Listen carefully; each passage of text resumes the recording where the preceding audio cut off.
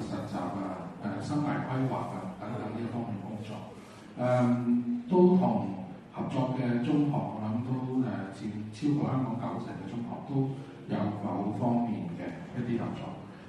就住往內地交流嚟講，我哋點解做咁多內地交流咧？我哋每年做大概6萬幾個同學嘅交流名額。點解咁做？因為香港其實係好獨特嘅一個地方。我哋希望培養嗰位同學有家國嘅情懷啦，同埋係有世界廣闊嘅視野。我見到今日好似有啲軍訓啊、軍資等等呢一方面嘅元素。其實我諗大家可能上堂都知道，香港可能好幸福。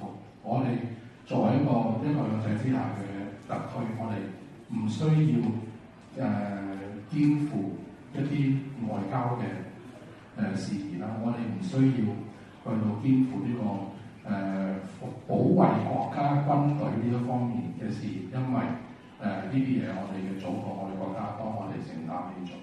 咁但係當然有呢個機會去到知道體驗外交或者係軍事咧，絕對係有助大家可以理解得到究竟我哋而家國家嘅發展係點樣樣啦，同埋我哋究竟可能面對住外邊嘅啲挑戰啊，更加好認識我哋而家嘅形勢。